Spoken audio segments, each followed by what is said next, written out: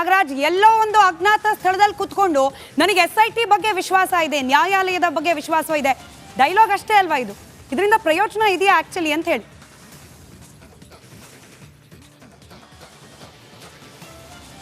ಸ್ಮಿತಾ, ಅದೇ ಯಾವುದೇ ಒಂದು SIT ಬಗ್ಗೆ ವಿಶ್ವಾಸ ಇದ್ದರೆ, ನ್ಯಾಯಾಲಯದ ಬಗ್ಗೆ ವಿಶ್ವಾಸ ಇದ್ದರೆ ಅವರು ಯಾಕೆ ಇಷ್ಟು ದಿನ ಕಣ್ಮರೆ ಆಗಿದ್ರು ಅನ್ನುವಂಥದ್ದು ನೇರ ಅವರಿಗೆ ಇರುವಂಥ ಪ್ರಶ್ನೆ.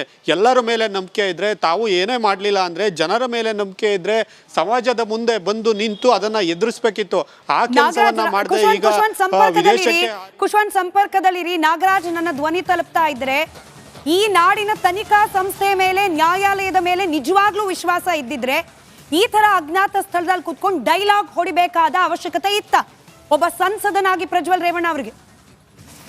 ಸ್ಮಿತಾ, ಏನೀಗ ಪ್ರಜ್ವಲ್ ರೇವಣ್ಣ ಅವರು ಒಂದು ವಿಡಿಯೋನ ಬಿಡುಗಡೆ ಮಾಡಿ ಅದರಲ್ಲಿ ಹೇಳ್ತಾ ಇದ್ದಾರೆ, ನಾನು ಈ ನಾಡಿನ ಜನತೆ ಕ್ಷಮೆ ಕೇಳ್ತೀನಿ ಅಥವಾ ತನಿಖಾ ಸಂಸ್ಥೆಗಳ ಮೇಲೆ ನನಗೆ ನಂಬಿಕೆ ಇದೆ, ನಾನು ಬರ್ತೀನಿ ಅಂತ ಹೇಳ್ತಾ ಇರ್ತಕ್ಕಂಥದ್ದು. ಇದು ಅವ್ರಿಗೆ ಇದ್ದಂಥ, ಅವ್ರು ತಪ್ಪಿಸ್ಕೊಂಡು ಓಡಾಡಲಿಕ್ಕೆ ಇದ್ದಂತಹ ಆಪ್ಷನ್ಸ್ ತೀರಾ ಲೆಸ್ ಆಗಿರೋ ಕಾರಣಕ್ಕೆ ಈ ಒಂದು ವಿಡಿಯೋನ ಬಿಟ್ಟಿರೋದು ಬಹಳ ಸ್ಪಷ್ಟವಾಗಿ ಗೊತ್ತಾಗ್ತಾ ಇರ್ತಕ್ಕಂಥದ್ದು. ಯಾಕಂತಂದರೆ ಈಗಾಗಲೇ ಅವ್ರ ವಿರುದ್ಧ ಕಾನೂನು ಕ್ರಮದಲ್ಲಿ ಏನೆಲ್ಲ ತೆಗೆದುಕೊಳ್ಬೇಕೋ ಕ್ರಮಗಳನ್ನು, ಆ ಎಲ್ಲ ಕ್ರಮಗಳನ್ನು ತೆಗೆದುಕೊಳ್ಳಲಾಗಿದೆ. ಅದು ಬ್ಲೂ ಕಾರ್ನರ್ ನೋಟಿಸಿಂದ ಲುಕ್ಔಟ್ ನೋಟಿಸ್ ಇರ್ಬೋದು, ಜೊತೆಗೆ ಅವರ ಪಾಸ್ಪೋರ್ಟ್ ರದ್ದಿಗೆ ಇನ್ನು 10 ದಿನಕ್ಕೆ ಶೋಕಾಸ್ ನೋಟಿಸನ್ನು, 10 ದಿನ ಸಮಯ ನೀಡಿ ಶೋಕಾಸ್ ನೋಟಿಸನ್ನು ನೀಡಿರ್ತಕ್ಕಂಥದ್ದು. ಅದು ಮೇ 31 ಅಷ್ಟರಲ್ಲಿ ಕಡೆ ಆಗುವಂಥದ್ದು. ಹೀಗಾಗಿ ಅವ್ರಿಗೆ ಇದ್ದಿದ್ದು ಕೊನೆ ಆಪ್ಷನ್ ಏನಂತಂದರೆ ಅವ್ರ ಪಾಸ್ಪೋರ್ಟ್ ರದ್ದಾಗಿ ಅವರನ್ನು ನ್ಯಾಯಾಲಯ ಉದ್ಘೋಷಿತ ಆರೋಪಿ ಪ್ರೊಕ್ಲಮೇಷನ್ ಅವ್ರ ಮೇಲೆ ಹೊಡಿಸಿದ್ದೇ ಆಗಿದ್ದರೆ ಅವರು ರೆಡ್ ಕಾರ್ನರ್ ನೋಟಿಸ್ಗೆ ಅರ್ಹರಾಗ್ತಾ ಇದ್ರು. ಈ ರೀತಿ ಆಗಿದ್ದಿದ್ರೆ ಅವರು ಹಾಸನದ ಸಂಸದ ಪ್ರಜ್ವಲ್ ರೇವಣ್ಣ ಹೆಸರಲ್ಲಿ ಓಡಾಡೋಕ್ಕೆ ಆಗ್ತಾ ಇರಲಿಲ್ಲ.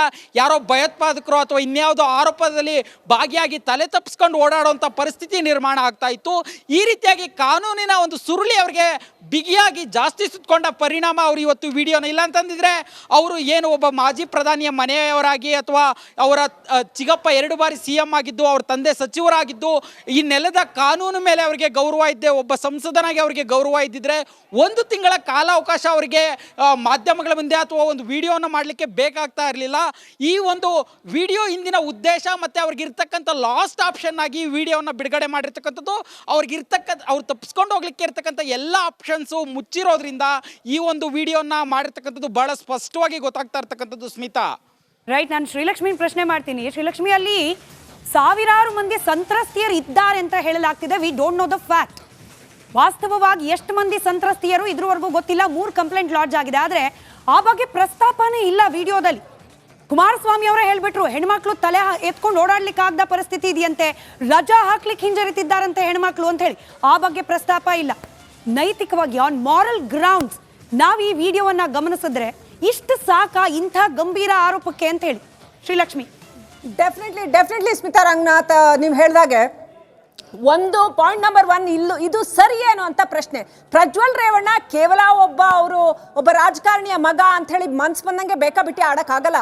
ಅವರು ಸಂಸದರಾಗಿದ್ದಂಥ ವ್ಯಕ್ತಿ, ಈಗ ಎಲೆಕ್ಷನ್ಗೆ ನಿಂತಿರ್ತಕ್ಕಂಥ ಅಭ್ಯರ್ಥಿ, ಅವರು ವೋಟಿಂಗ್ ಆಗಿದೆ.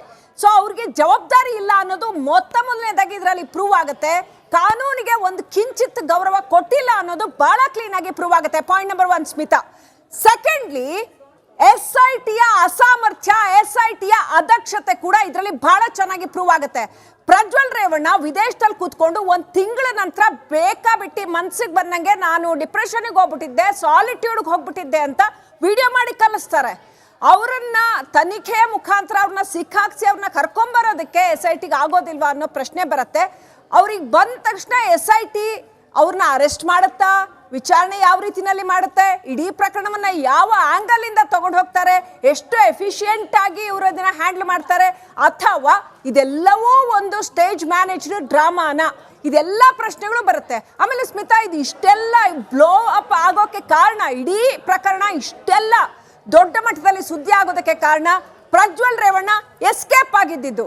ಅವರಿಗೆ ನಿಜವಾಗ್ಲೂ ಹಾಸನದ ಜನರ ಬಗ್ಗೆ ಕನ್ಸರ್ನ್ ಇದ್ರೆ, ಕಾನೂನಿನ ಬಗ್ಗೆ ಕಿಂಚಿತ್ತು ಗೌರವ ಇದ್ದಿದ್ರೆ, he should have come back. ಬೇಗನೆ ಬರಬೇಕಾಗಿತ್ತು. ಅವರು ಬಂದು ಇದಕ್ಕೆ ಅವರು ಉತ್ತರ ಕೊಡಬೇಕಾಗಿತ್ತು. ಫಾರಿನ್ ಅಲ್ಲಿ ಕೂತ್ಕೊಂಡು ಅವ್ರು ಏನ್ ವಿಡಿಯೋ ಮಾಡಿ ಹಾಕೋದು? ಕರ್ನಾಟಕದ ಜನಕ್ಕೆ ಅವ್ರು ಏನು ಉತ್ತರ ಕೊಡ್ತಾ ಇದ್ದಾರೆ? ಅಲ್ಲಿಂದ ಯಾಕೆ ಮಾತಾಡ್ತಾರೆ ಅವರು? ನಿಜ.